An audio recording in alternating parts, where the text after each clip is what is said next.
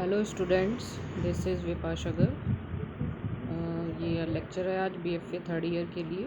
इसमें ये मैंने आपका सिलेबस लगाया है जो आप सभी के पास होगा। जिसके पास नहीं है वो इसका स्क्रीनशॉट ले लीजिएगा, ठीक है। वैसे तो मैंने आपका सभी सिलेबस कंप्लीट करा दिया है, पर ये रिवीज़न के लिए है वीडियोस, ताकि आप एक बार और रिवीज़न कर लें अपना एग्ज़ाम के लिए।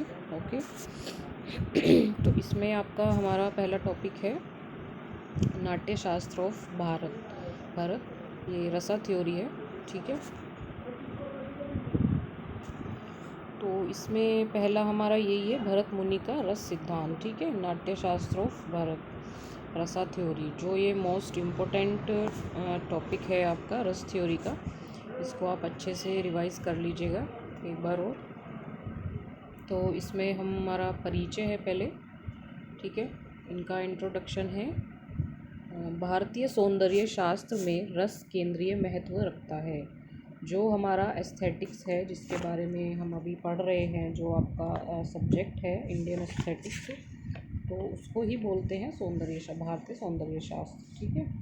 तो जो हमारा भारतीय सौंदर्य शास्त्र है उसमें रस केंद्रीय महत्व रखता है, यानी मेन जो इम्पोर्टेंस है वो रस की है, ठीक है। इसमें जो भारतीय सौंदर्य शास्त्र में रस है ये आपका केंद्रीय महत्व रखता है।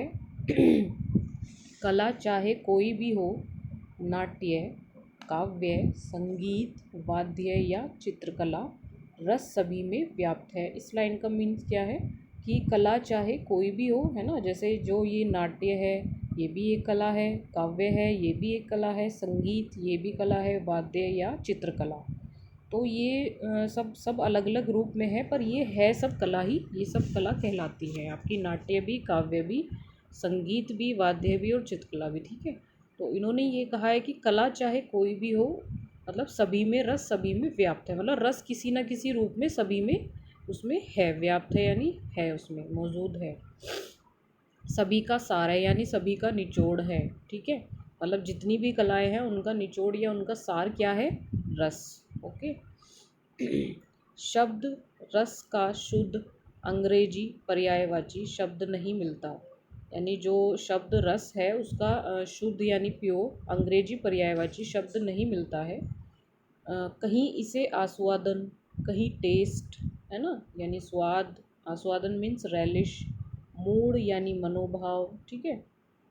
तो कहाँ, परंतु इन सभी में इस शब्द का वास्तविक भाव नहीं है, यानी मतलब इसका जो पर्यायवाची शब्द है शुद्ध, मतलब तो वो नहीं मिलता है। मतलब इसको हर जगह अलग अलग उससे दिखाया गया है। जैसे कहीं पे इसको रेलिश बताया है इन्होंने, टेस्ट, ठीक है। कहीं पे इसको स्वाद बताया है, कहीं पे इसको मूड बताया यानी मनोभाव, है ना, मूड के अकॉर्डिंग। तो इसका मतलब कोई मीन्स नहीं है।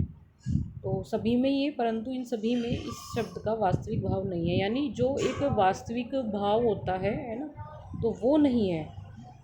इसलिए इसको ये अलग अलग रूप में इन्होंने बताया है कि ये कहीं पे रेलिश यूज़ कर सकते हैं, कहीं पे स्वाद, कहीं पे मनोभाव। इसका हमारा शुद्ध अंग्रेज पर्यायवाची हमें नहीं मिलता है। ओके भारतीय सौंदर्य शास्त्र में रस सिद्धांत के पुरोधा भरत मुनि माने जाते हैं। जो हमारा भारतीय सौंदर्य शास्त्र है, मैंने आपको स्टार्टिंग में भी बताया था, उसमें जो रस सिद्धांत है उसके पुरोधा कौन है? भरत मुनि, ठीक है।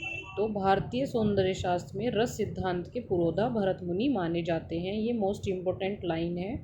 आप लोग अगर आगे नेट की या किसी भी उसकी तैयारी करते हैं तो इस तरह से शॉर्ट क्वेश्चन आते हैं, है ना। जैसे रस सिद्धांत के पुरोधा किसको कहा जाता है, उसमें ऑप्शन आएंगे, है ना, ठीक है। तो ये इम्पोर्टेंट लाइन है, इसको ध्यान रखिएगा कि भारतीय सौंदर्य शास्त्र में रस सिद्धांत के पुरोधा आपके भरत मुनि माने जाते हैं।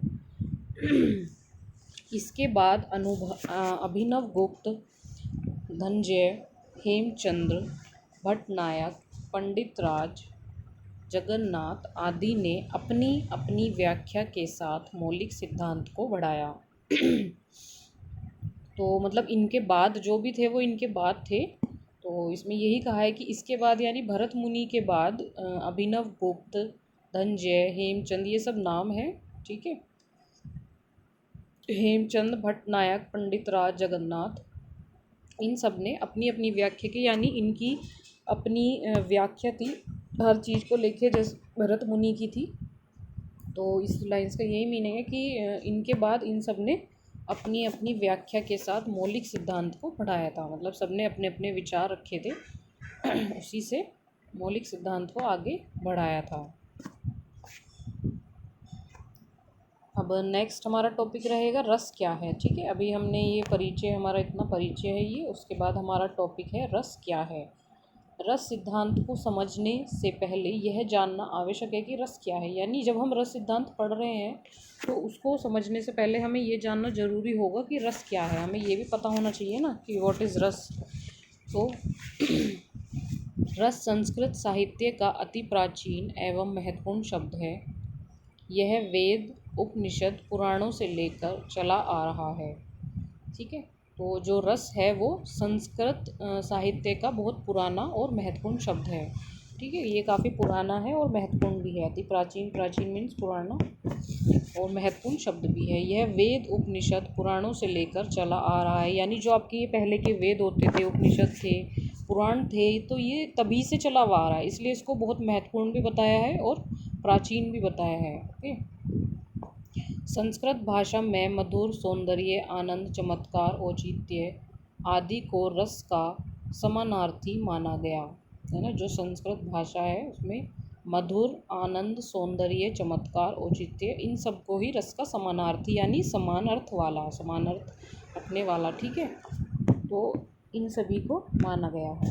ठीक है, इतना आपको क्लियर हुआ है कि जो रस सिद्धांत, रस संस्कृत मतलब जो रस वर्ड है वो बहुत ही प्राचीन है। ठीक है, और महत्वपूर्ण भी है, और ये हमारे जो वेद, उपनिषद थे, पुराण थे, उस टाइम से ही ये चला आ रहा है। ठीक है, और जो संस्कृत भाषा में इसको मधुर, सौंदर्य, आनंद, चमत्कार, औचित्य आदि को रस का समानार्थी भी माना गया है। रस की उत्पत्ति संस्कृत की रस धातु से मानी गई। रस की जो उत्पत्ति हुई थी वो संस्कृत की रस धातु से हुई थी। इसका शाब्दिक अर्थ है खींचना या खींच कर निकालना। ठीक है, निचोड़ना। इसी से रस शब्द को निम्न अर्थों में प्रयोग किया जाता है। यानी जो रस शब्द की उत्पत्ति हुई थी उसको संस्कृत की रस धातु से मानी गई है ना। यानी जो मतलब जो रस की इनकी उत्पत्ति हुई थी वो संस्कृत की रस धातु से ही हुई थी। ठीक है, मतलब संस्कृत वर्ड से ही सब कुछ जुड़ा हुआ है, संस्कृत से ही सब कुछ होके आया है। ठीक है, इसका शाब्दिक अर्थ इन्होंने क्या बताया है, खींचना या खींच कर निकालना, है ना। यानी खींचना, किसी भी चीज़ को खींचना या खींचकर निकालना, निचोड़ना, जैसे आप नींबू निचोड़ते हैं। इसी से रस शब्द को निम्न अर्थों में प्रयोग किया जाता है। मतलब इन्होंने इसी से बताया है कि जो रस शब्द है उसको निम्न अर्थों में प्रयोग किया जाता है। अब आगे हम उस बारे में बताएंगे कि किस टाइप के रस होते हैं, कैसे कैसे रस होते हैं। ठीक है, रस को कितने प्रकारों में है वो सब आगे इसमें है। इतना आपको क्लियर होगा कि रस क्या है। बहुत ही मैंने बहुत इजी वे में आपको बताया है। ठीक है, कि रस सिद्धांत को समझने से पहले हमें जानना आवश्यक होता है कि रस क्या है ना। और जो रस संस्कृत साहित्य है, संस्कृत साहित्य का अति प्राचीन एवं महत्वपूर्ण शब्द है रस। ठीक है, मतलब रस जो है, वर्ड जो है, ये बहुत ही प्राचीन और महत्वपूर्ण शब्द है। यह वेद, उपनिषद, पुराणों, ये तो आपको पता ही है कि हमारे पहले टाइम में वेद, उपनिषद, पुराण चलते थे, तो ये तभी से लेके चला आ रहा है। संस्कृत भाषा में मधुर, सौंदर्य, आनंद, चमत्कार, औचित्य, ये सब रस का समानार्थी यानी समान अर्थ रखने वाले इनको माना गया है। ठीक है, और जो रस की उत्पत्ति हुई है वो किससे हुई है, संस्कृत की रस धातु से मानी गई है।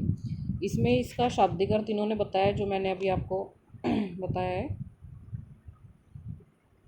खींचना या खींचकर निकालना, निचोड़ना। इसी से रस शब्द को निम्न अर्थों में प्रयोग किया जाता है।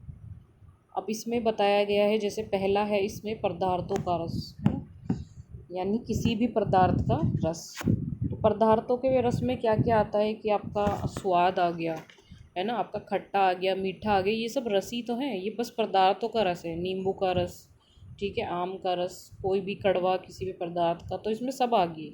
स्वाद, खट्टा, मीठा, कड़वा, कसैल आदि जो वस्तु में निहित हो, यानी जो वस्तु में रहता है, उसको पदार्थों का रस कहते हैं। ठीक है, जो आपका ये वस्तु में निहित है ना, जैसे नींबू का रस होता है वो खट्टा होता है। ठीक है, तो वो उसमें निहित है ना, वो उसमें यही बताया कि वस्तु में निहित हो यानी वस्तु में मौजूद हो, आप उसको फील कर सकते हो। ठीक है, तो ये आपके सब पदार्थों के रस हैं। ठीक है, तो आप इसको अच्छे से स्टडी कीजिए। अब आपका रिवीजन चल रहा है। किसी को कोई प्रॉब्लम हो तो नेक्स्ट डे आपकी जूम मीटिंग हुआ करेगी अब पहले की तरह। एक दिन आपकी वीडियो होगी और एक दिन जूम मीटिंग, उसमें हम डिस्कस कर लेंगे, ठीक है, और आपसे क्वेश्चन पुटअप करेंगे। तो अभी आज की वीडियो में इतना ही रखते हैं ताकि आप इजीली लर्न कर सकें, सब समझ सकें, ठीक है। कल मिलते हैं फिर।